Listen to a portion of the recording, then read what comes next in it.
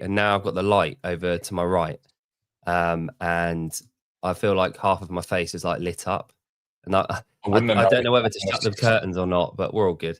We're all good I as wouldn't have long as you can noticed that see me. unless you said it. I can see that. Good stuff. Well, Ed, thank you so much for coming on. It is 8:30 p.m. for you, and it's 11:30 a.m. for you. I said to my wife last night as we were going to bed, I was like, Ed's just waking up for the day that we're doing the show. It always baffles me. I've got cousins and aunties and uncles in Perth in Australia. And growing up, it was always, are they 11 hours ahead? Like, I couldn't do that. It's just simple maths, but yeah, we're all good. So thank you so much for coming on. Really kind of you. We got a comment already from Zach Kadats. Now he said it's past his bedtime. So he said he loves you, but I hope he's staying up to watch it, but I don't know what He time it'll can't. be He for him. can't love. He can't love me that much. 8:30 bedtime. I'm not. I don't know if I believe that he's already in bed. So I think he's. I think he's stretching that out to get out of watching it. But I love you too, Zach. So yeah, the time zones are a funny one. Hey, like it's in the nature of the gig I'm doing, like dealing with the time zones. But sometimes you forget how challenging it is to try and get everyone on the same page and everyone on the same call. And just wild when we go to things like the games and whatnot. Like you missed an entire day on the way home. Like I leave on Friday and I get back on Sunday. Like Saturday never existed. It's pretty trippy.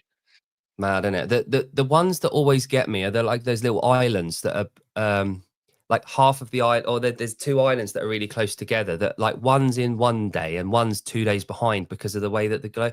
Fucking nuts. Obviously, there's going to have to be that, but yeah. But Yeah, that's I've funny. Yeah. unfortunately I've never been to the games. I've never been to the US actually. So I've been to like the Caribbean once on my honeymoon, but that's the furthest I've ever traveled, which is like a 10-hour flight. Um, we always forget how bloody big Australia is. How many time zones are there? Well, time zones, depending on daylight savings, I'd say there's three or four, right? But it's not. It's like Australia is big, but there's just if you want to travel international, your minimum probably to most places a 10-hour flight from where I am in Melbourne, except for New Zealand, which we sort of consider like Australia to New Zealand is 3 hours and sort of feels very much like home both ways. So yeah, but traveling to the UK, the US, it's a trek, mate. You have to psych up for it, that's for sure. See, it's nuts. 3 hours on a plane for me gets me like to Greece. And for me, Greece is like an uncharted land way away. And like I don't always think about like being there. Vidush. Hello, Vidush. How are you, sir? YouTube's doing this funny thing, Ed. The handles, so the names on here are coming up with people's actual like what they've had to type in rather than the names that they've given themselves. So there might be a few people on here that I don't quite get right. But hello, Heavy Sevi. There's Yeah, four right. time zones, right? Okay, cool. Four time zones. I should know that. Apparently so. But there you go. So yeah, so travel. I've never had to travel too far to go to events or for comps or anything like that. I think I went to the French Throwdown in April this year, and then I went all the way to Birmingham in England. So I had to travel an hour and a half to get to those to Sid, which was awesome. Obviously at French, got to meet Daniel, good friend of yours, Chaffee, Yep.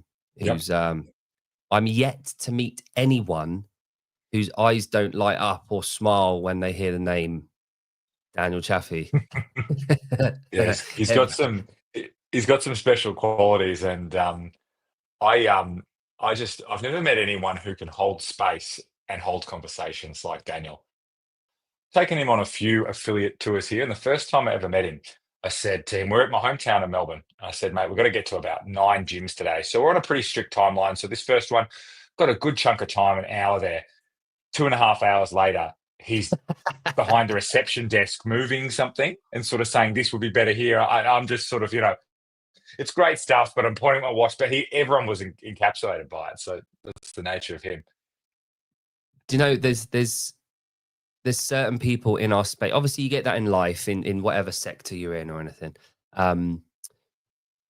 There's certain people in life that have that ability. They have that, as the French say, je ne sais quoi. You can't quite put your finger on it, but they can hold the room and everyone's waiting and everyone's thinking, oh, what's going on here? And there's just that quality they've got. And we're so bloody lucky in our space that we've got people like that love and live and breathe the thing that we love, and they can articulate it so much better than me. Like I'm hearing it's you. not, The quality of people we have in the CrossFit community and the people you can learn from, like that is often the thing. When people ask me what I love about CrossFit, that the answer to that question would change frequently. But the people you can learn from.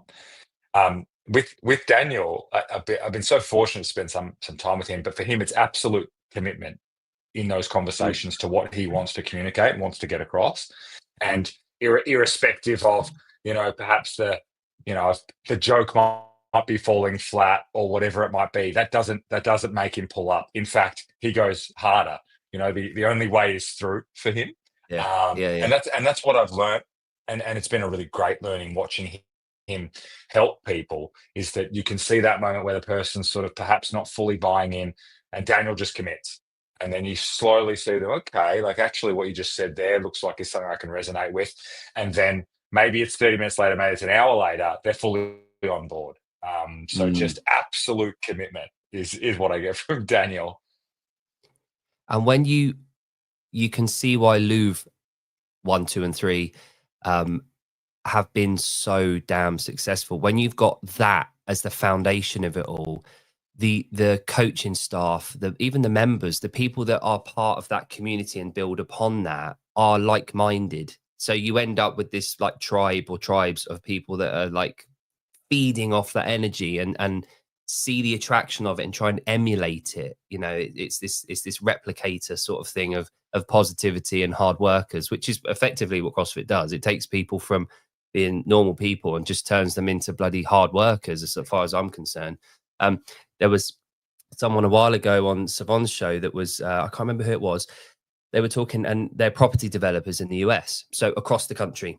And every time they travel to a different city or a different town, their recruitment process for builders, electricians, whoever it might be, they go to the nearest CrossFit gym and say, have you got these people? Because they know that they're going to be the hardest workers. They're going to turn up in time. They're going to be there. They're going to finish the job. They're going to work hard. They're going to be fit and healthy. They're not going to call in sick. And it's just going to be, it's a surefire thing.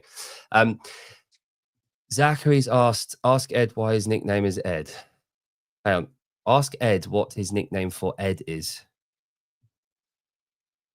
Yeah, that one's gone over my head. I think he's referring to an in-joke there, but I haven't quite got it. If you can provide further clarity. Yeah, that's right. Get to bed, mate. It's way past 8:30.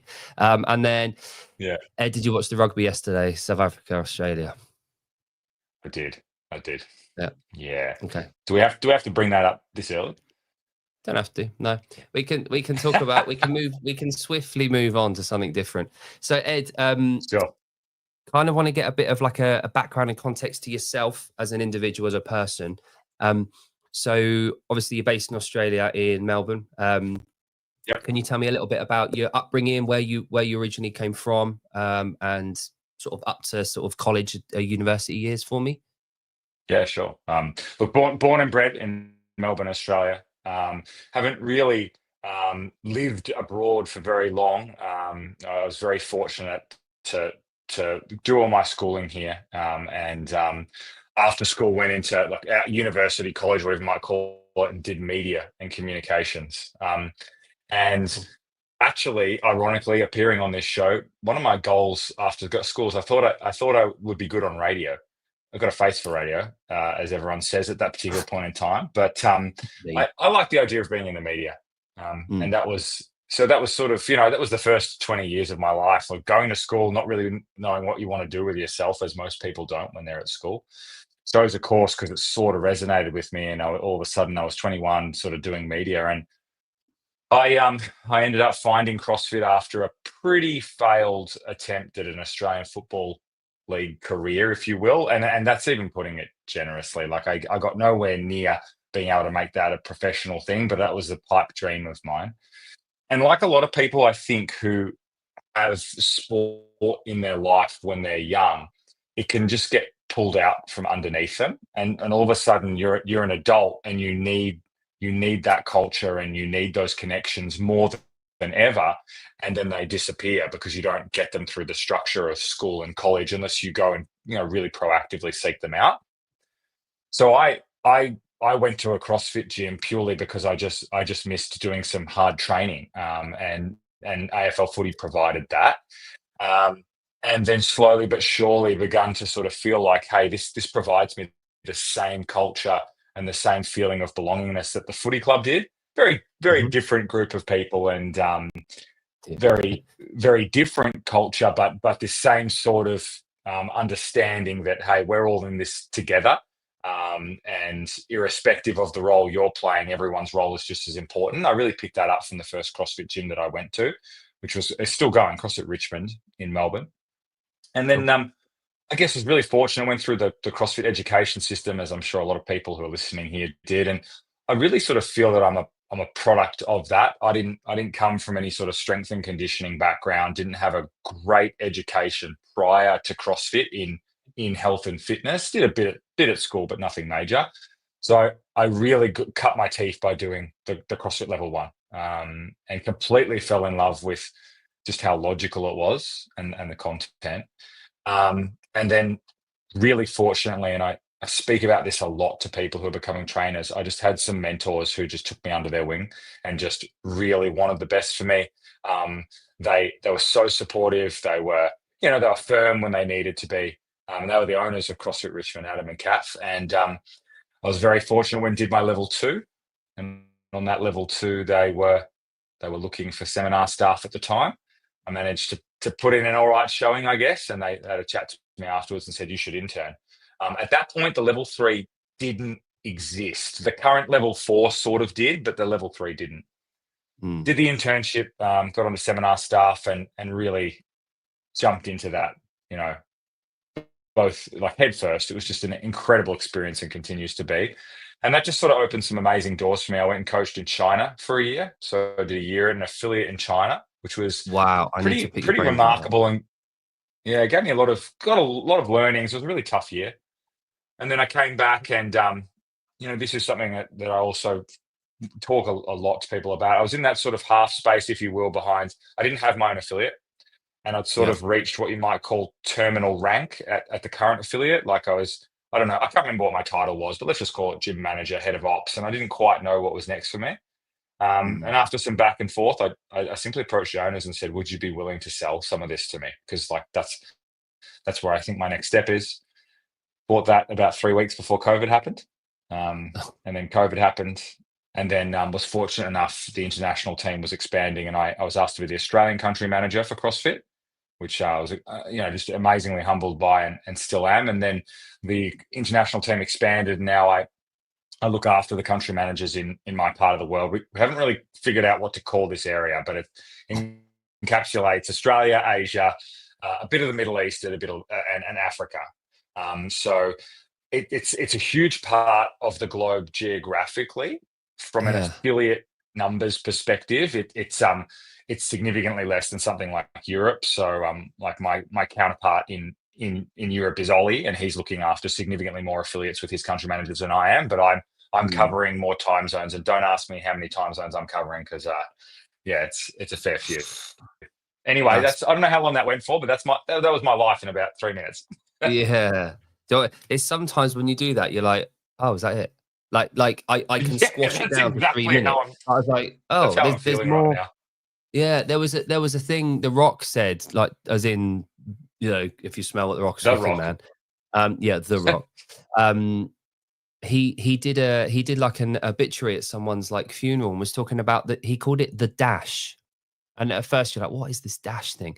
And he was on a gravestone, you've got the birth date, and then the death date, and then there's a dash. And he said, your whole life is just summarized by one dash. And he goes on this speech, and I was like, fucking hell. Like, yeah, like you got to really embrace that. But he was talking about this as symbolic and all that kind of crap. But yeah, it's when you manage to squash your whole life into like a 3-minute speech, you're like, there's more than that. I must have missed a few bits. Well, highlight reel. Yeah. So Ed, there's so much to unpack there, and there's so many questions. You're the exact person that I want to talk to about this. Geographically, obviously, that is a ginormous space. And I know why. It's sort of like rest of the world. You know, like what we used to do the Invitational. It's like USA versus the world sort of thing. Yeah. It's one of those. So I can see why that name isn't there. Now, as far as I'm concerned, we talk about like, I know Don Full talked about it a little while ago about like getting to the 30 million CrossFitters and the growing CrossFit to the certain amount. I would probably hazard a guess and say that your region is where that potentially would happen. Like I know that there's areas within like the US and Europe that haven't got affiliates, and Australia. Like you've just opened your second affiliate, and I'll come on to that. There are going to be spaces, but if you're talking purely big numbers, getting those numbers up, the purely untapped markets that are glaringly obvious are like your Africa, because there's so many countries within Africa, and then like South Asia and China. China's the big one for me, and that's why when you said you went to China for a year, it's a question that keeps coming up, and I hear people say like copyright infringement and that kind of thing. That seems to be the only rebuttal that anyone seems to have. But I'll ask you why in a sec. But my position on it is there's only one channel to be able to get to the games and be successful in CrossFit, which is be an affiliate and drive through there.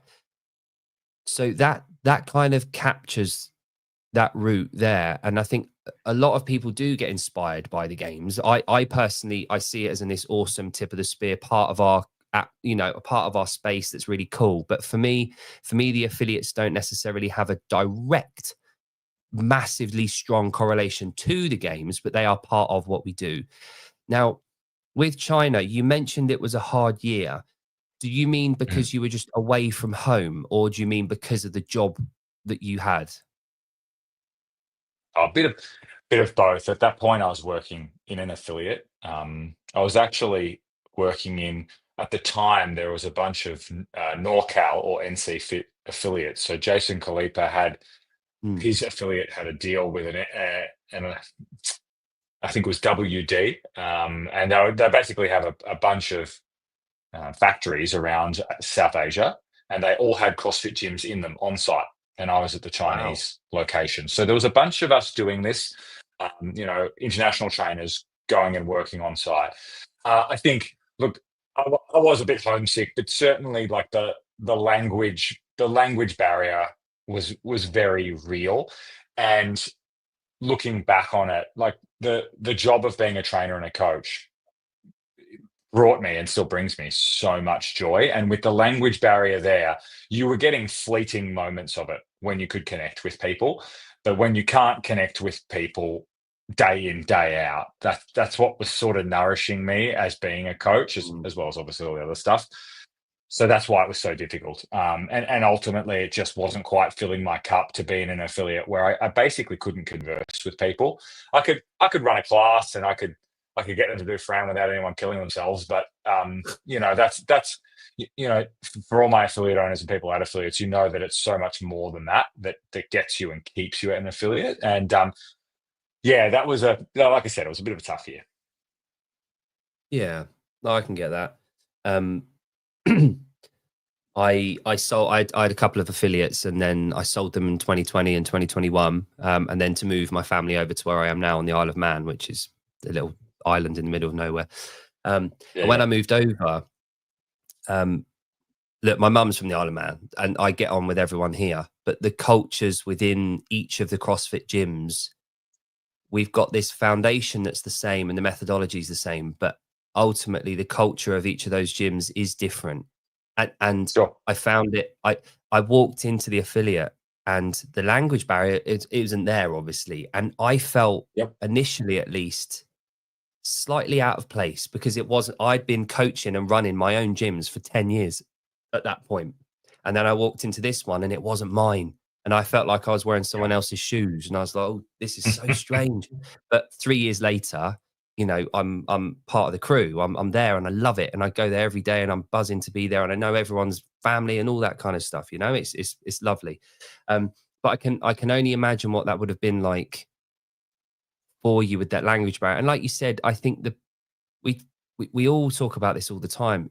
If you've got the right personality, the empathy, the understanding, the drive to be a good coach, that completely trumps someone that's technically an incredible coach but hasn't got the personality for it and doesn't want to be around people, doesn't talk, doesn't ask how their day is, how they slept. You know, I'd much rather have a crew of people that you can coach how to do the technical stuff, but retains as an affiliate owner. You want retention, you know, rather than trying to recruit 2 people a month. If you can retain everyone, it's much more valuable than bloody going after, you know, new recruits. And it's the hardest thing to test for, you know, like that's the tricky thing. Like do you know the points of performance of the air squat? Like that's kind of testable. And like you said, it's really teachable. The personality test is harder. In fact, ultimately what I've now realized as an affiliate owner hiring coaches or sort of hiring country managers as well, hiring people who are going to have to lead, at some point there's a leap of faith because you just simply cannot test everything. So you're gonna have to make judgments on it, and it's really difficult. And again, I had this in my, you know, my old gym. When you're when you're observing as a recruiter or as an employer or whatever, people are going to act slightly differently when they're under the cosh, usually when they're being examined or viewed or watched, than when they actually are coaching, you know. And it could be a bad, you know, it could be they might perform better when you're not there because they feel more relaxed, but ultimately you do have to observe and you do have to see. And I think there is like you said, there is a certain leap of faith there. And I can only begin to imagine recruiting country managers, what that must be like, because they're ultimately gonna lead the way for that entire country. So that must be a big leap of faith for you. Yeah, it's a really tricky thing to do, and it's such an important role. So there's several metrics that we look for. Ultimately, the country managers and the field leaders, they have to act as a between the people making decisions at HQ, so the people at an absolute executive level, and those people that are in affiliates at 6 a.m. telling Betty to push her knees out.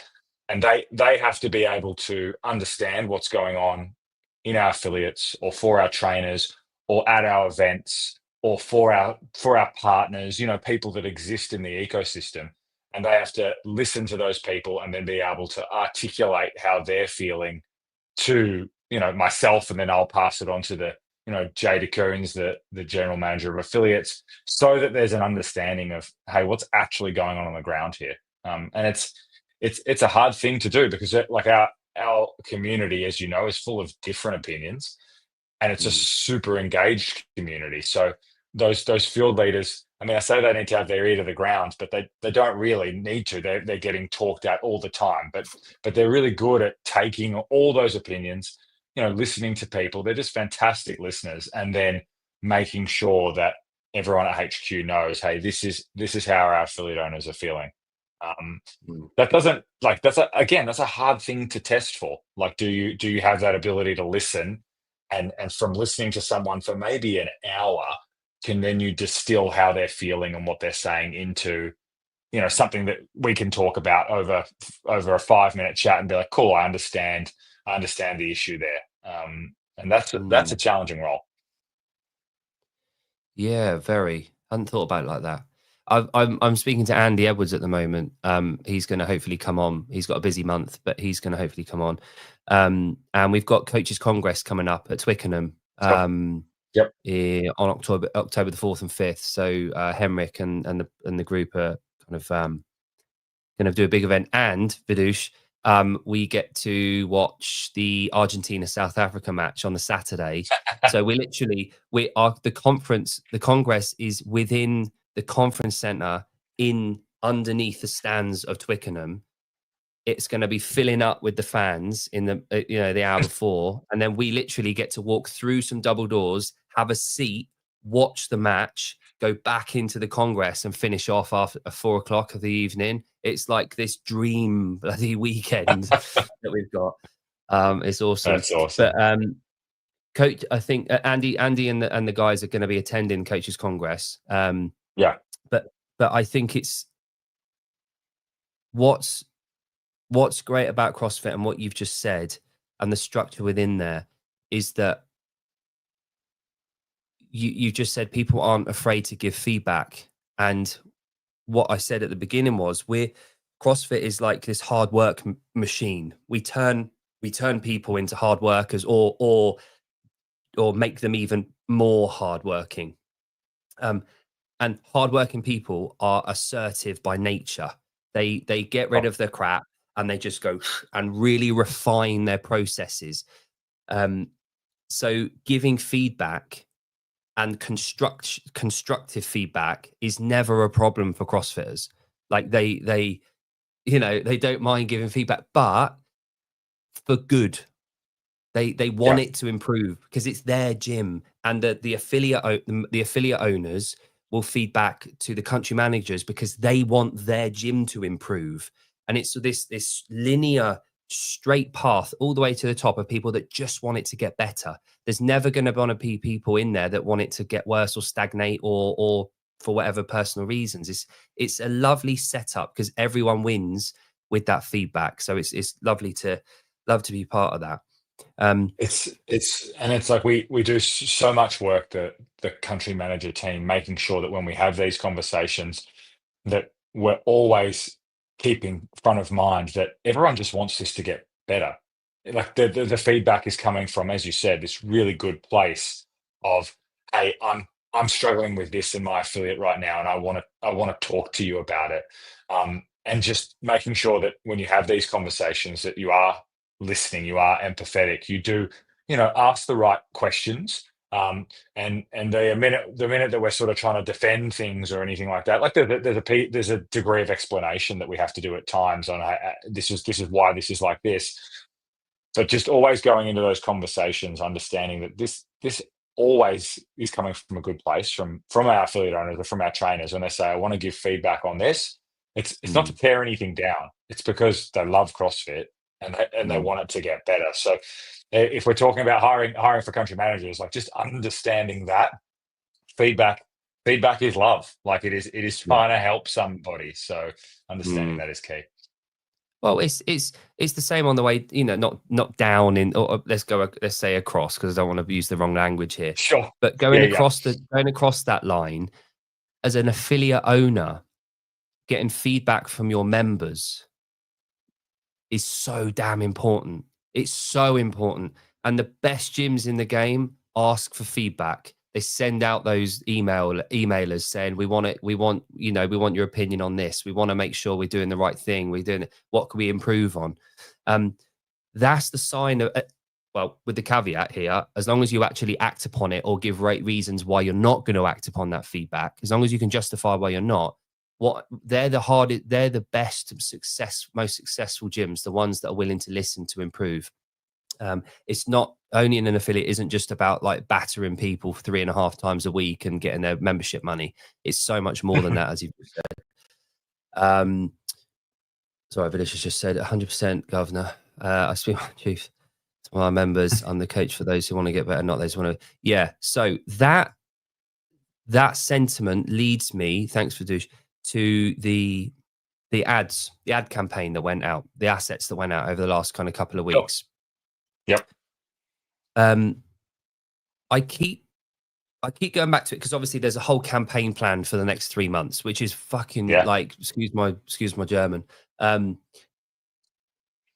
It's so refreshing. It's beautiful thing to see. It's what the affiliate owners for the last however long have been clawing for, or they seem to come back to what's HQ doing for us. And after conversations and this, that, and the other, and accusations, it all comes down to, well, how are they advertising for us? How are they marketing for us? Yeah, and what Jenna and the crew marketing comes up at every affiliate gathering, hey? Like, no matter what, Yeah. eventually that word comes up. Like, I'd like to see more marketing. So it's like it's a piece of feedback as we're talking about to be Mm. consistent. Sorry to cut you off, but No, you're no, no, spot on. It no. always comes up. And I think I know why is because there's not really much else HQ can do for the affiliates other than marketing. Like what when people the affiliate owners that felt a frustration or were asking for help or whatever, it's it ultimately when you sit down and you have that conversation, and you must have had this more than bloody anyone. I know I'm preaching to the choir here, but ultimately when you feed back and you say, well, what help do you want? We want to be able to talk to someone. Okay, I'm always here. My number's always here. I'm the country manager or regional manager. My numbers are here. You've always had my email address. I'm here to talk to you. If you've got a problem, I'm willing to help. I'm willing to travel. I'm willing to do that. Okay, that one's ticked. Okay, well, we want how are you going to help with what's going on in the market? Well, we supply this, we supply this. We've got links to here. My numbers are open. You've got a connection. You've got coaches congresses all the time. You've got gatherings all the time now. We've got there. And then the last thing that they've had card to play is, well, how do you market for us? How do you advertise for us? And now that box has been ticked. So now, from my opinion, as a neutral person for the foreseeable, because I'm not an affiliate owner now, it's okay. I've got all the assets now. We've got the marketing out there, so it's on me now. I can use those assets however I like. And the one thing that I said last week on the show was I've been doing CrossFit since 2012 at affiliates in the UK. This is the first time since I've been doing CrossFit that I have had a sponsored ad come up on my socials from CrossFit directly. Yeah. It's the first time in all of that time. And I said this the other day, and a few Americans in the house went, well, we get, there's 2 campaigns every year and we get them all the time. And I said, yeah, but that's in the US. This is global. This is a global campaign that is going out there. That is groundbreaking for CrossFit. I know it shouldn't be. I know that I used to work at BMW for a year, like when I first graduated uni, fucking hated it. But they had all of this brand assets going out, repopulation on the back, campaigns mapped out for the next 4 quarters, like quarter targets. It was all there. That was 2006. So 20 years later, we're at a point with CrossFit where that is being supplied. And Jenna and the team that have all done this, it's ready to go. So as far as I'm concerned, the affiliate owners have everything that they need from HQ lined up now to be able to push forward. And before I ask you about what your opinion is of the ads, sorry, were you going to say something a minute ago? Oh, no. I just feel like you're doing my job for me. You're firing me up for it, but keep Good. going, please. Like everything you're saying, I don't want to cut you off. So the ads themselves, so the language, the intent, the purpose of them, the imagery, all the different elements to all of the assets that have been pushed out. I've had a couple of weeks to sort of digest on them and have a look and see how they're going to work. And I've watched it roll out in terms of like the different ads and imagery coming out. One thing that I've really loved is the mix of people we see. So we're seeing different people in those ads. And I totally get when they first went out, the first 3, I think it was, had 3 games athletes. And I thought, oh, here we go. Like and I reserved judgment. I thought, right, well, because it was literally like 2 days after the games. It made perfect sense. It made perfect sense. We're all coming off the back of the games. It makes perfect sense to show those people there's a really good one of Fisa Gaffey sat down looking at the camera with affiliate behind her, looking sweaty and a mess and like being that. Totally makes sense. And I hoped, and it happened, that the further away we got from the games, the more it went towards the regular folk at the gym. And it did. And the visual, the ads that came out, the moving, the video that came out, it showed all sorts of different people, shapes and sizes, colors and creeds, everything. It was great. And it was really good in the affiliate setting. Mm-hmm. The one thing that I've gone back and forward with here, and again, I'm all in favor of it. It's beautiful to see, and I wouldn't change any of it. The one thing that I've had questioned off from other people that's really has made me think was the tone of the adverts and the language and some of the wording on some of them. The reflection that people in the media have had on it is, yeah, brilliant. There's people that we don't want. It isn't for everyone. It is for anyone, but it's not for everyone, which is what we're after. Sure. But quite a few of the people, and I will get to my question in a sec, quite a few of the people have said, no, we don't want everyone. No, it isn't for everyone. Right? So I'm with you there.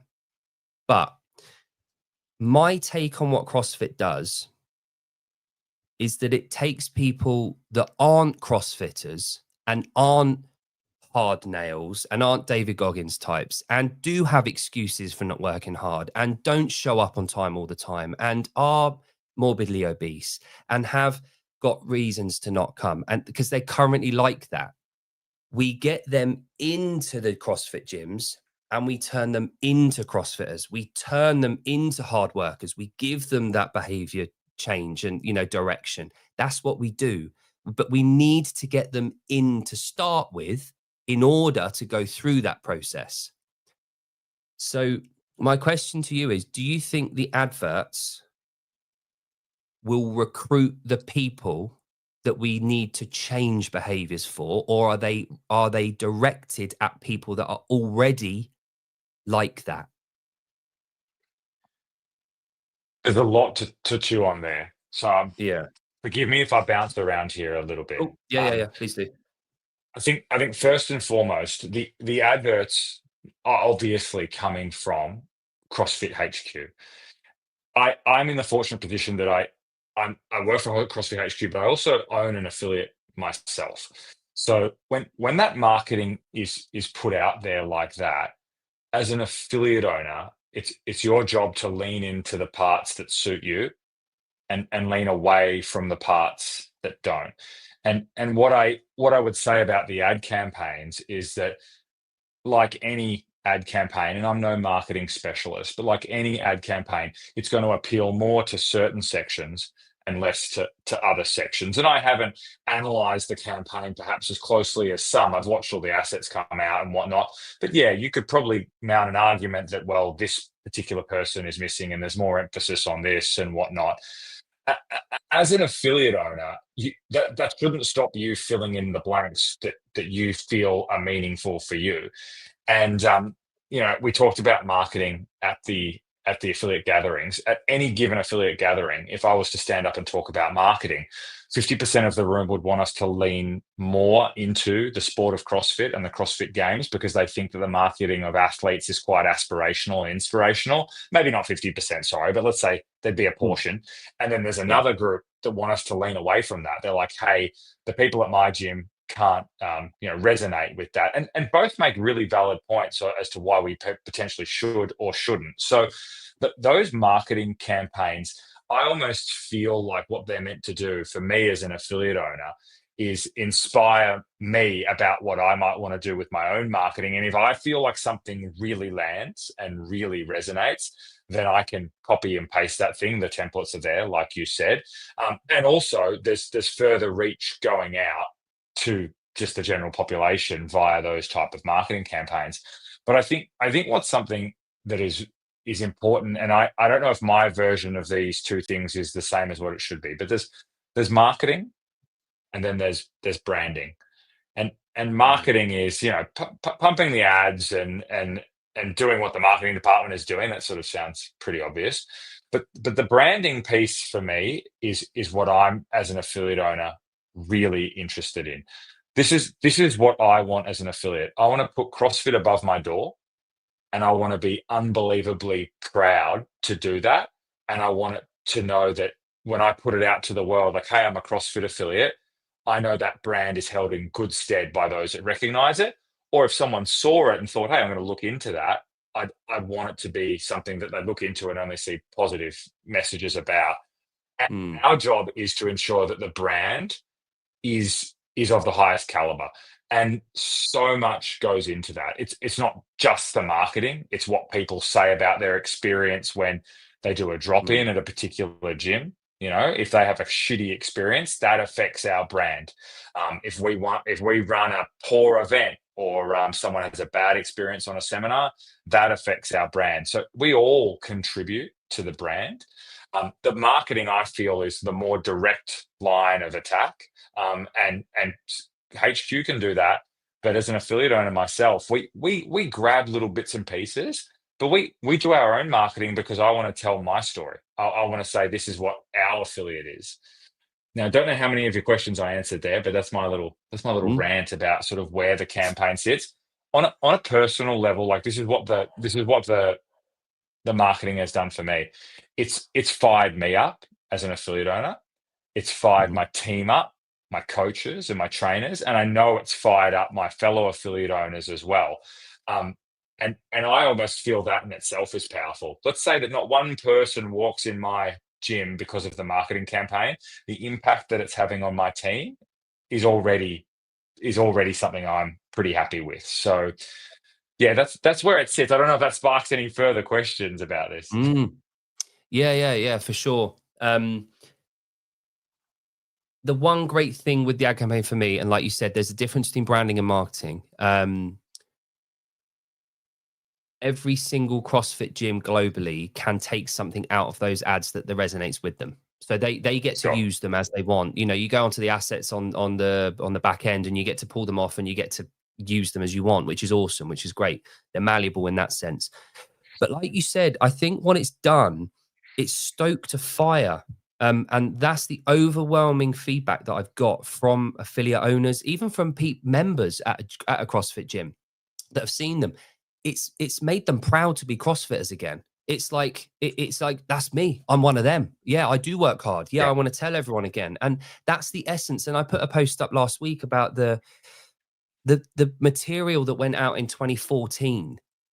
That was some of the best that they've ever done. And some of the advert, there's one that really hits home, and it's probably bias. It's the thank you coach ad that went out. Yeah. And it wasn't just because it was like, you know, hail the coach, the almighty coach. It was the fact that you had the entire time people from the gym saying thank you because of the acknowledgement of what they're getting from it. And it wasn't the, you know, praise to the coach sort of thing. And there was one that breaks your heart every time. There's this dad and his son, and he's talking about like raising the bar of his son as a kid and growing up into the man that he wanted to be and giving him time. And it resonates so well. And there's so much potential there. And it did remind me of that campaign from 2014 that went out. It was emotive. It brings out a fire in people. Some of the ads recently over the last few years didn't quite do that. They're a bit wishy-washy. They didn't know which way they were going. And CrossFit have had to, and Jenna and the team have had to decide on a path. You can't be, you know, you can't be spread too thin. You have to decide, right, here's what we are. What is the core values of CrossFit? Let's lead with that. And whatever comes out of it the other end, that's what we'll go with. And they've chosen that path. And it's so damn good that they've done that. The point I was trying to make earlier. Sorry, yeah, you go. Oh, sorry to interrupt. Just something you just said then, like, I think you said that's who I am, or that's who we are. Like that's what that marketing does for me. I think previous marketing, and perhaps the stuff that you might have talked about that perhaps hasn't landed, you sort of look at it and you're like, yeah, I guess we do that. You know, that's not inaccurate. We do that. There's something about this campaign that when you watch it and when you read it, you're like, yeah, that's who we are. And it makes you feel part of something. Like it connects you to it. And I felt this pull when I first entered CrossFit. It's like, I am a CrossFitter. Like, it was a huge identity piece for me. And this marketing campaign is firing something up about that for me. Yeah, I feel like I keep cutting you off. I'm sorry. You're just saying things that are really landing with me. Yeah, not at all. And it's funny, like a little side note there is like in the adverts, there's one really stupid, simple thing that keeps coming up in ads that I think resonates more with CrossFit affiliates than the games. And it's the kettlebell swing. Like seeing people in an advert for CrossFit doing kettlebell swings, that resonates with everyone at an affiliate, but no one at the games level. They don't do it. So like the kettlebell swing is for us. So every time I see a kettlebell swing, I'm like, oh, there's a nod to the affiliates, yeah, rather than the games. I think there's been like kettlebell swings maybe once in the 19 years of the games, maybe twice. I'm not too sure. They don't appear very often, that's for sure. Yeah. So let's talk about your affiliates, Ed, because that's obviously a major part of your life, and I'd imagine like it's a demonstration of your personalities, you and Alice. You know, and it's a demonstration of your interpretation of what CrossFit is, and an application of CrossFit to your region. So what year did you start your first affiliate? I know you said this earlier. What year did you open the first one? So the affiliate opened in 2012, Yep. and I bought in and became an owner in that affiliate in 2020 after working there since 2016. So I guess you could say I've been an owner for 5 years, but that affiliate itself is now 13 years old. And the current owners are still involved with myself and Alice, my wife, who you mentioned. And then the new affiliate, well, it's a toddler to say the least. It's actually about 3 or 4 weeks from having its doors open. And yeah, it's like you said, it's like it just feels like an expression of not, when I say an expression of us, I don't just mean the owners. I mean everyone in the community. Like it's an expression of our members. It's an expression of the coaches that work there, and it just feels like home, and that's what I want it to feel like for everyone who goes there. I want it to feel like either home or a second home. Yeah. And the more and more that I have conversations that involve decisions that are going to impact affiliates, the more and more I feel it's important that I'm in my affiliate every day, because I don't want to be disconnected from what it's like being an affiliate owner. And actually opening our current affiliate, there's been lots of the one that's just opening now, there's been lots of stressful days, stressful weeks, difficult decisions. And I'm so grateful that I'm having those experiences, because I remember what it's like to sort of be like, damn, like that hasn't come through, and I've got to face up and coach the 6 a.m. tomorrow, and that's weighing on my mind. Like these are all real things that I think only those with affiliate owner experience, or those, in affiliates with experience in affiliates, really know what it's like. And so it's so important that influential, people in affiliates are making decisions for the broader community. Couldn't agree more.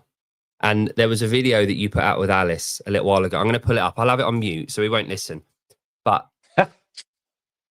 both times I opened the affiliates, there was one moment, and everyone that's opened an affiliate will know this, or anyone that's helped open an affiliate, when the room's empty, the rig's down, and you've got all the kit delivered, and you've got you can smell the floor, right? And at this video, you just sat on those floor tiles piled up. I can smell those floor tiles, and it excites me about a new gym opening. Like that, the visual of that just is like really bloody nostalgic for me. And I won't play what you've put in there. But what an incredible, exciting time. Like when you've had your kit ordered and it arrives, and you spend those late nights, drilling in the rig and reshuffling to make sure you got it the right way round, and then where you're going to put everything, and then having to reshuffle flooring tiles, having to cut around the rig. Oh my God. Like it's that. And you haven't even got a member in there yet working out, and you're already excited. And then like that first early morning workout that you got to set your alarm for. Oh my God. Right. Here's a question for you. Have you ever slept in the morning and not had your alarm to coach? I have. However, I was with another coach, so the gym's still open, thank God. But it's only happened once to me. Do you know, I've done it twice, and it was in the same month, and it was when my daughter was born, and it was like within 6 weeks of my daughter, and it was a horrible feeling. It was the 5 a.m. class, well, I was very near London, so we had a commute, a lot of big commute base in the morning. And it was, I woke up, you wake up, you see your phone, there's calls, missed calls, you look at the clock, you think, what's going on? And we're outside waiting, what should we do? And it's like, oh my God, those people have woken up. There's like 20 people there waiting, and it's all on you. You've not woken up, and your stomach just sinks, and it's a gutting feeling. And it's like, and I'm going to check my alarm right now. Oh actually, man, honestly, and it happened twice in the same month. And now, out of habit, I have 3 alarm clocks within 10 minutes. And that was in 2017, and I'm still to this day doing it. I've got 3 alarm clocks that go off at the other side of the room just in case I don't make up. It was soul destroying. But the thing is, all of them, both times, they just did their own warm up in the car park. They did their own 400 meters or 5K run or did some burpees or whatever, and they got on with it. And then they went home. And I was the laughing stock for a few days, and that was it. Yeah. But I still remember that feeling of letting those people down. It's horrible.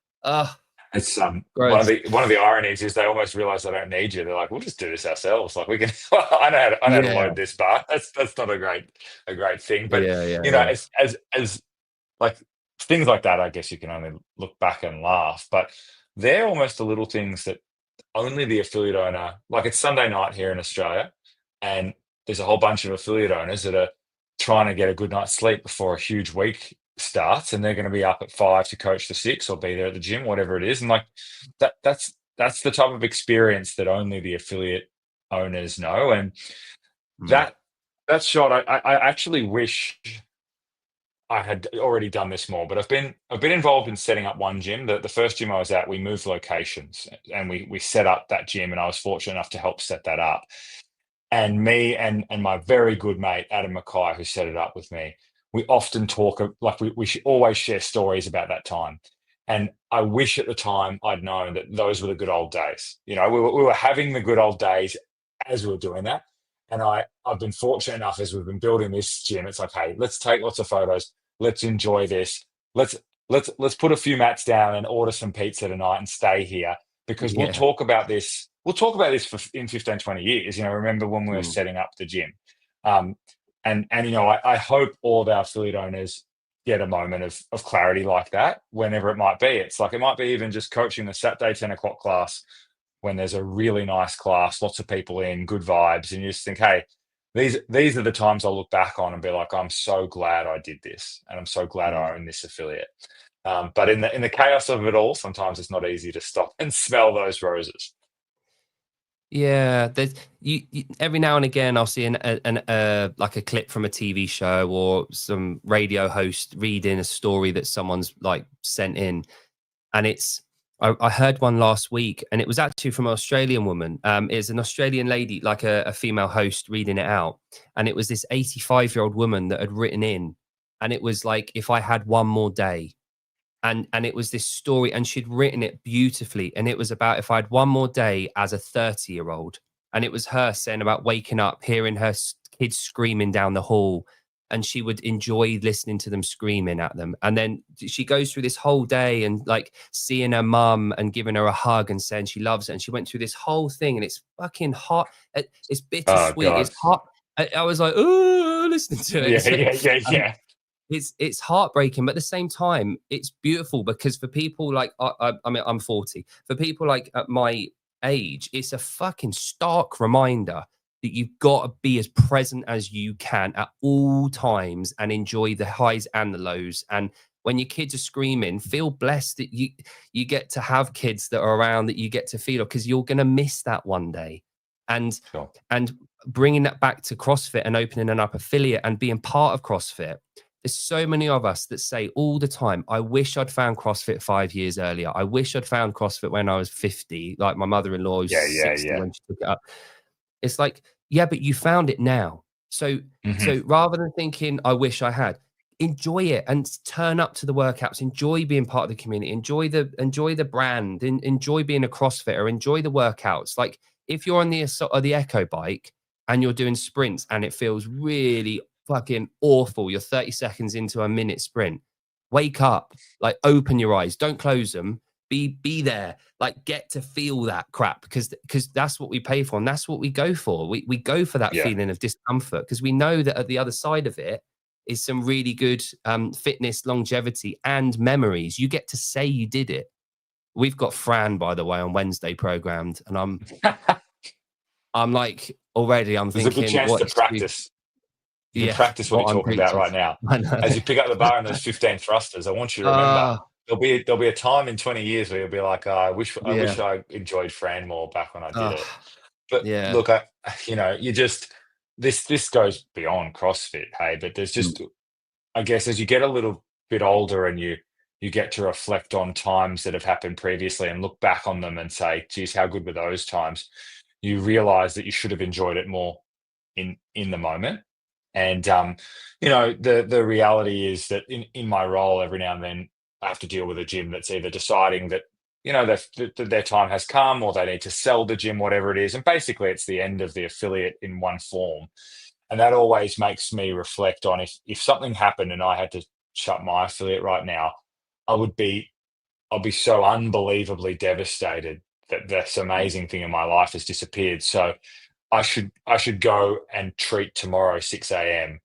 like that could be the last workout ever. Yeah. Because it's gonna at some point things will change, and just I would love for so many members of our community who work so goddamn hard for those moments to enjoy them more at the time, rather than just looking back on it and being like, yeah, look, it was actually the time of my life, but I was just so stressed, busy looking after XYZ that I didn't get to enjoy it as much as I could have. So that's Mm. certainly one thing I'm hoping for. Yeah. Well, Ed, if it's going to be anything like your first affiliate and the passion that you've got, I'd imagine it'll be a fucking massive success. So I'll keep my eye on the website. You've got an Instagram page that I'm following now, so I'll follow that. Thank you, But mate. I'm aware that we're coming up to the hour, Ed. So I don't want to keep you talking of 6 a.m. classes. You're getting up, you're planning, and it's coming up to 9:30 at night. So I won't keep you too much longer. No, you're right. What do you? I personally, I think with everything going on and everything the way that it's projecting, I think the Open 2026 is going to be one of the best ones we've had.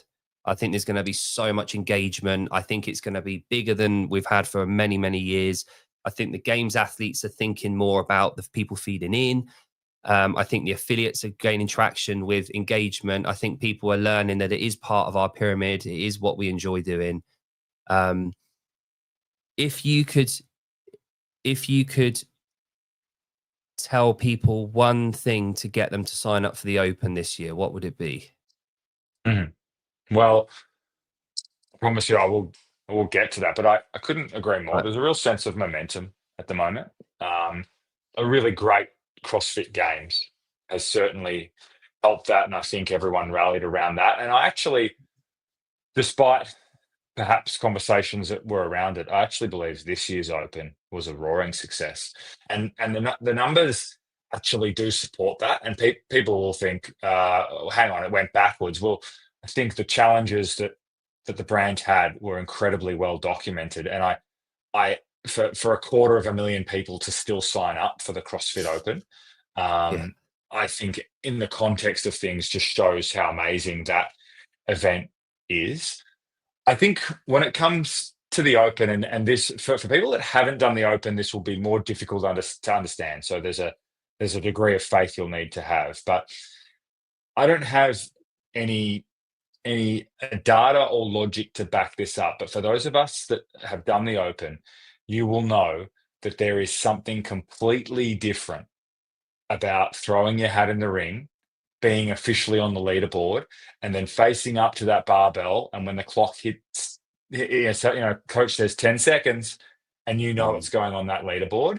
That is an experience which is worlds away from, oh, well, I can just do the workouts anyway. Um, and you either know that or you don't. And the experience is even more different if you sign up 4 weeks out and commit and be like, I'm in, as opposed to, oh, I'll just wait and see what the first workout is. That experience is also completely different. So for those that haven't done the Open before, I would say go in full force and experience the full richness of the countdown to it. Oh God, only 9 days to go. Okay, these people are doing the open announcement, and then like, you know, the open announcement going live. Like I can already sense the sweat on my palms right now. Yeah. Like Yeah. I don't know why you would want to dilute that experience, and that's exactly what it does if you go at it half-assed. You know, and like, you know, we're CrossFitters. Think about anything you do half-assed. It's just not as fulfilling. Like workouts where you go, oh, first round warm up, and I'll just sort of, you know, try and hold this round. It's completely different to warming up properly, doing it with the class, and then trying to beat your mate next year. So that would be my pitch for the open. Like there's no logic or data that supports that, apart from if you know, go at it full force. Well said. Yeah. I can't really answer that, really. The thing that I've always kind of told the affiliate members is once you financially commit to something, you'll emotionally commit to something, and then you'll invest in it all the time. There's a connection that you have to have, and it's only what, $20 US dollars. So it's not a hell of a lot of money for this experience. And we are the only damn sport or methodology in the fucking globe that has you able to compete against the elites at exactly the same thing at the same time over the same weekend. You get to compete against everyone globally at the same time. Yeah. And that costs you £15 or 15, $20 US dollars. You get to do that, and you get to do it at your own gym. You don't have to travel. You get to do it at your own gym. It's a beautiful, and it all comes for the affiliate managers. The affiliate managers or owners. It all comes from there. If they are passionate, if they get on board, if they want to push it, the members will sign up, and it all comes down to them. Yeah. So that's on the affiliate owners, I think, to facilitate that. And I think that will happen this year. I think we've got some really good engagement. I think everyone's on board again. Those nervous people. Honestly, like I know they've changed it in the last few years, but we used to get it at 2:00 in the morning on the Friday morning. And it would be, I'd be laying in bed, I'd wake up, I'd be really fucking, because I'd open up at like the 5 a.m. class, and I'd have to take the floor and get everything done and print the sheets off and all that kind of stuff. I'd be laying in bed, it'd be 2:00, I'd be like, I'll have a quick look. And I look at my phone, and then all of a sudden, I'm wide awake, my heart's beating. I'm like, fuck it. The amount of years I just went to the gym at like 3:00 in the morning just to tape up and just to be there for a few hours. You would get it in the evening now, though, because for the last probably 7 or 8 years, I feel like I get it at 7. We get it at 7 a.m. and typically it's actually really nice. It's like a Friday morning. It plays a bit of havoc with Friday programming, but whatever. The 6 a.m. class is typically finishing, and the 7 a.m. is starting, and the open's being announced at the gym. And I just, for 3 weeks straight, I just accept that I'm not going to have any stretching at the 6 a.m. class or anyone warming up for the 7 a.m. class, and that's totally fine. Oh wow! But look, yeah, you said it really well. Like there's a commitment piece there, and you know, I think it's Boz that said it, and I want to make it clear I'm paraphrasing here. You know, people that have competed in things like fun runs and whatnot, like, yes, you can run 5K around the block, but there's something very different to selecting a date where it's like, in 6 months, I'm going to do this fun run, and I'm going to try and get a PB. And to do that and really make it feel official, you sign up, and there's a cost associated with that. And that enriches the experience for you. Our affiliate owners lead the way on this stuff. And I think last year, really naturally, there was some uncertainty from affiliate owners about like, hey, how hard can I press into this? And what can I expect, the response to be from my community if I push hard on it and they're not interested? And I really had lots of empathy for affiliate owners last year. And I was really proud how hard they all ended up going. This year, I think they'll probably have more confidence to go harder and go harder earlier. And they'll probably be able to do that on a logistical level. We already have the open dates. And Jake, you would know this as well as anyone. Like, the logistics of the open can be challenging. So the more you can plan, the better it is. So to have the dates now is just fantastic. I'm already, like, this talk's already got me a little bit nervous. I need to work on my fitness. Yeah, it's always around that. I've got a powerlifting meet in 2 weeks. I've got a high rocks in like 7 weeks, I think it is, with my mate Jon, who's in the chat. We got a couples event. So I've got a powerlifting and a high rocks event within like a 6-week period.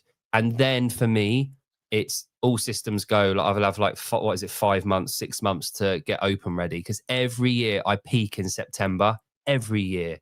And the number, my best year in the open was when we did that one in like November time, just because it suited my annual sort of training cycle. But yeah, it's that one was a nightmare because it was the barbell overhead lunge, and what I do feel like you just said, is that the programming for the affiliates has got so much better in terms of floor work and planning.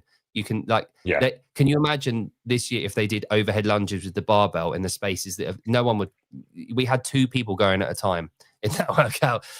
But yeah, it's all good.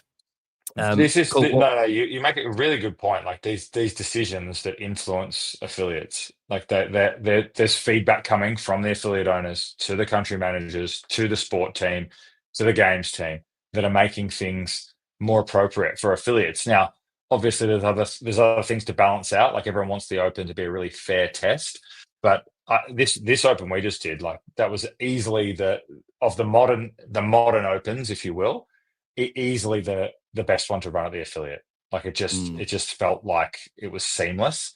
I don't know how we did it in 2011, but I don't remember ever taping any flaws or anything like that. But yeah, it feels like it's going to be a really, really good 2026 CrossFit Open. I think so. I think we're at a good place. Although I'm still, every year I sign up for the Open. This is my 13th one, so this will be my 14th. Bench press. I just want bench press to come up one year. I know it won't, but I'm really hoping that it comes up in the Open. That'll be my dream. It's big. It was in quarterfinals, so if it can be in quarterfinals, but see, this is the thing. Like that would be a programming doozy and would get a lot of people fired up. It could be a bit of a nightmare for affiliates as well. Yeah, and where's the standards? Like, are you making people keep their bum down on the bench? Like, it'll be fucking night. I know why. It's like press ups or push ups. Sorry, if they're in the Open, it's a fucking night. They tried that once, didn't they? Instead of handstand push ups, it was like, nah, not gonna do that again. Push ups in the second Open, and we've never had, to your point earlier, we've never had kettlebell swings because and I don't know if that's a standardization thing, but they would be a tricky one. There's one of my bugbears is kettlebell facing forward at the affiliate. I just lose my mind when it's not overhead. So that could give us a problem in the Open as well. Yeah, Sean's got a point. It would give Hiller a lot of content, so that could be one bonus from it. But yeah, nice one. All right, Ed, thank you so much for coming on. I won't keep you any longer. I'm going to carry on for 5-10 minutes, so I'll carry on. But thank you so much. I'll keep abreast of your opening.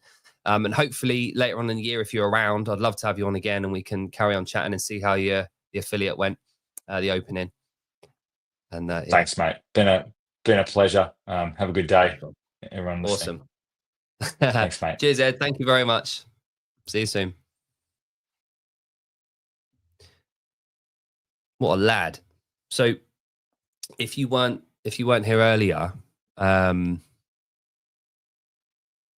he's obviously a very good coach. He's an affiliate owner.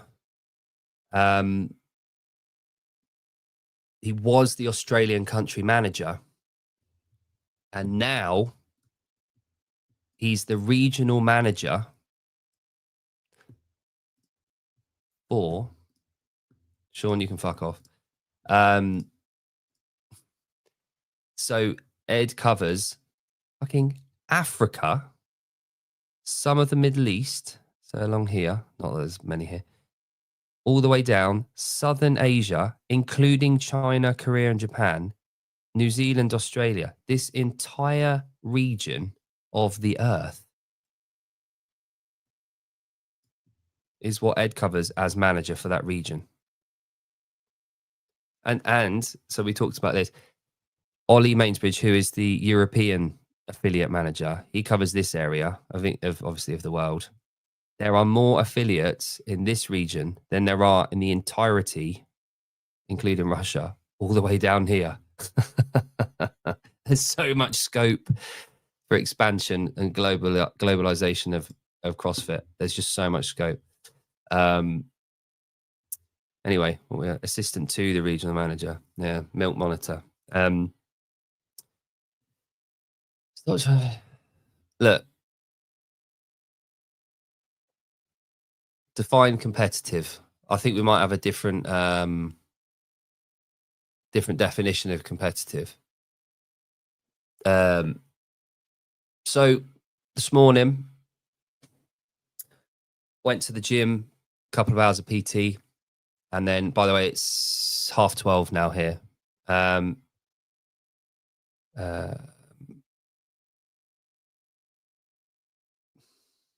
One's enthusiasm in the show stems from the box saying, "You sound like a very awesome man." He is, yeah.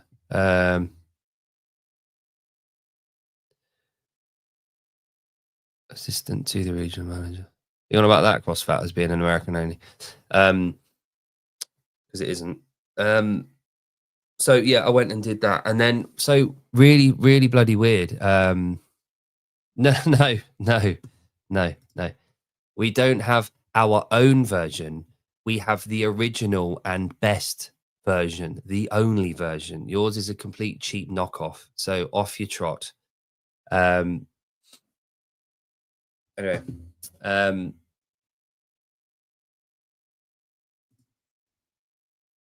CrossFit. He was Australian. He's not British. Anyway, so yeah, I was at the gym and finishing off my PT, getting ready to join in with the class. And we hear this like sound. What the fuck's that? Went outside. And this lady's got a dog in her car, and the back windscreen has just shattered. And it's not the dog. He's nowhere near the window. It's not him. And to shatter a windscreen is quite some force. This dog hasn't done it. Anyway, so we've had to deal with that car. We've had to sweep it up. We've had to move the car manually, like roll it, take the handbrake off and move it out of the way. Exactly. They want their independence. Have you seen that? Anyway, moving on. So because I was sweeping up and being a fucking hero, lad, I missed the warm-up for the class, and then I had to do my own thing.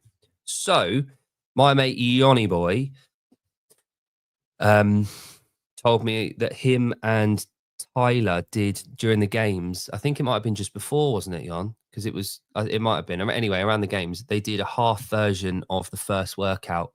So the first workout of the games was 4-mile run, 3K ski, and then a 2K run, 2-mile run, sorry. Yeah, the week before. I'm here and I'm queer. Yeah, so it was at the games, it's 4-mile run, 3K row, 2-mile run. Yeah, row, yeah. So Jon and Tyler did half. So it was 2 miles, 1.5K on the rower, and then 1 mile. And I thought, fuck it, I'll just do that. No warm up because I'm a bloody lad. And I skied. I didn't row, which would probably make a difference in terms of it was probably a bit quicker on the ski erg. That was under half an hour. So if you want a half an hour aerobic workout for the week ahead, I'd encourage you to take on Jon and Tyler's challenge. And it works out about 3,300. Yeah, the first one's the warm-up KDR, exactly. It's about 3,300-ish run meters. Is 2 miles because we don't use miles anymore because we've moved on from that shit. And then 1,500 meters on a machine, not a bike, not the fucking C2 bike. I hate that. I hate people that change it. Oh, I'll go on the bike. No, you won't. No, you won't. You've got to use your upper body as well. It's the whole stimulus. When you come off, your arms are too heavy. Don't cheat. Echo could be all right. CrossFit, I'll be honest, my Achilles, both of them were really tight this morning, my calves, and I think it was from deadlifting yesterday. It's got to be the only reason why they were tight. But yeah, so I did that in under half an hour, which is pretty cool.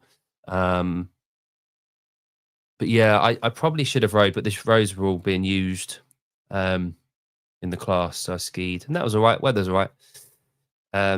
Oh man, Jodie,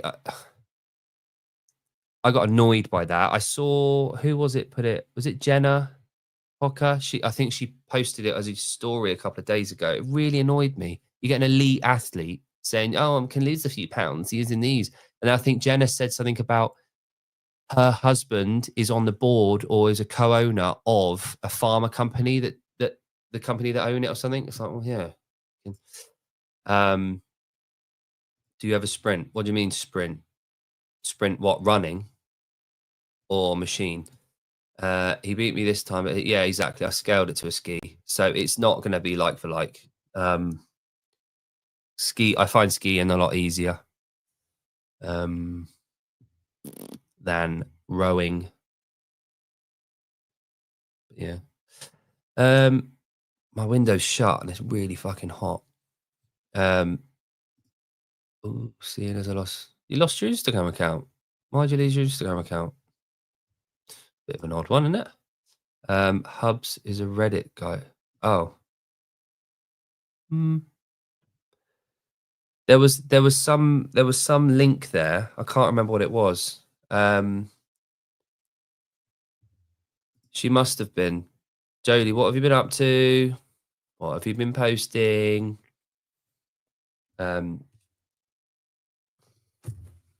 Right. Good. Oh. So we're going up to the north of the island, all the way to north of the island. And here's an interesting fact. Do you want to hear an interesting fact? Right. That noise of the click is really annoying. Let me show you something. You're going to love this. Jon's going to love it. Sexy cabinets. You can take the girl out of cork, but you can't take the cork out of the girl. Why am I mad at Serena? Lupe 21. She was in an advert and is promoting the fat loss jabs. Well, not fat loss jabs, you know what I mean? The jabs, which isn't entirely a great thing. Now, here's the story. Oh, where are we? Why isn't that coming up? It's loading. It's taking forever to load. Why is it here?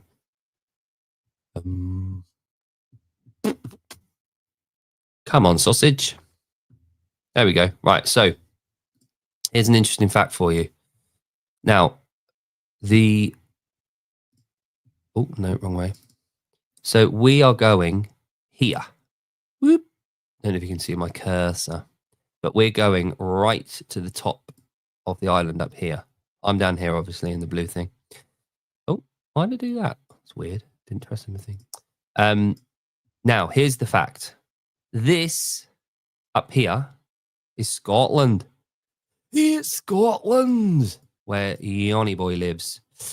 This is closer to this than this is closer to this. So we are closer to Scotland when you stand on this beach than we are the south of the island. There's a lovely, fun fact for you. There we go. Geography and all that. Show them where I live. Oh, Jan, it's gone. Okay, hang on. It's called the Point of Air. Nern. So let's zoom out. Bloody hell. There's Yanni Boy in Nairn.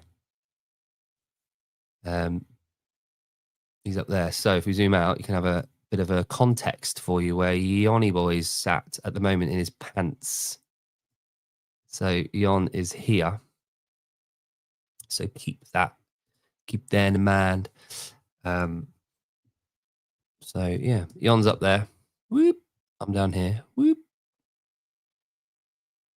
So there we go. And there's Ireland. There's Ireland. Right, yeah. So let's get rid of that. Pants and a vest. So Jan, I've thought about this. We're not going to meet first time at Rogue. We're going to meet in Birmingham. No, we're going to meet in London at Twickenham for Coaches Congress.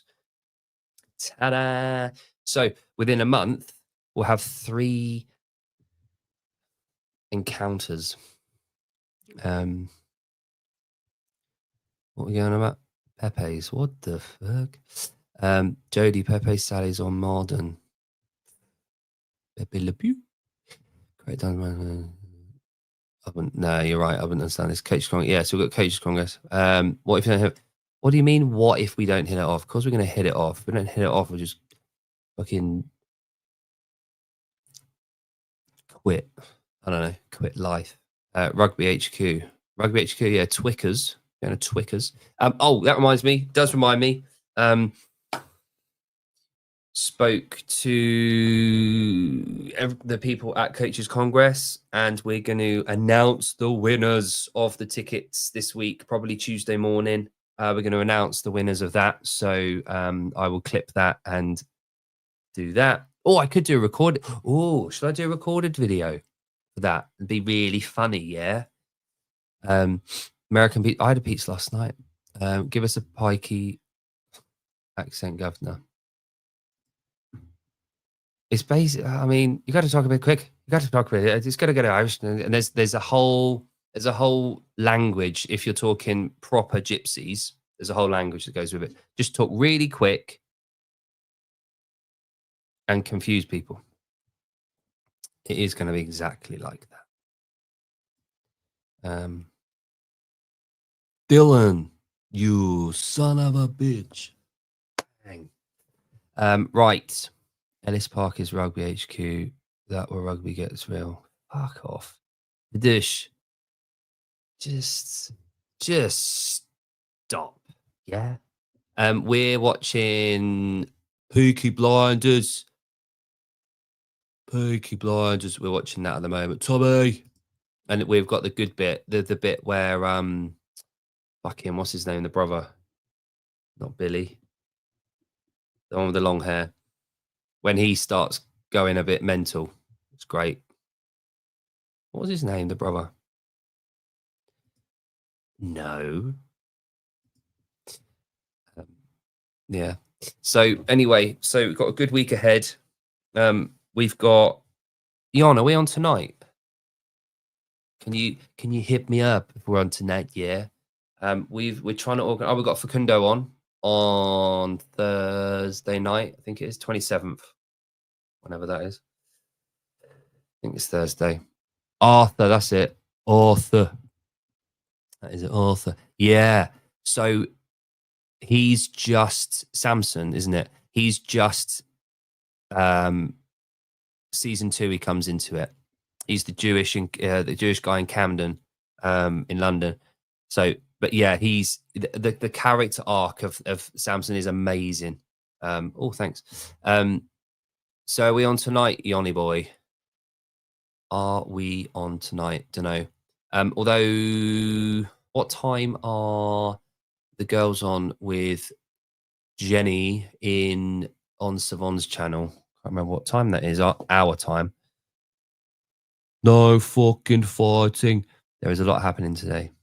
I was there. Okay. I know Savon's live on this Chanel subscriptions. I always find on the YouTube app, it's a little bit shit trying to find I want to review my program with him. Yeah, buddy. Let's review. Want to review my program. Yeah, let's go. Let's go. I'm just looking at times, Yoni, of channels. So Savon someone's waiting live in 2 hours. Awesome. So Savon's there. Oh, it's Rambler and Heavy Sebi, of course it is. Savon's in 2 hours and then 8 hours. So all the girls, all 3 of the ladies are on in 8 hours. So that is 9 o'clock our time. So yeah, Jon, we could go live anywhere between sort of 6 o'clock and 9 o'clock. So we'll have a chat about that. Yeah. I'm up between 3 and 7. Cool. So do you want to, should we do like 7:30? We could probably talk about this offline, can't we? Cool. All right. I'm out, to be fair, as well. That's fine. I'll be back for kids and all that. Having you been following Yeah, I've been following them. My mother-in-law didn't do the semi-finals this year for one reason or another, but she would have qualified if she had. She's been the last 2 years. So when we watch it, we do like watching it because of the association that we have with the Masters. 7:30 till 9. Yeah, let's go with that then. Why don't we go 7:30 and then we'll cut it short, quarter of an hour before the lady people go on. Cool. All right then.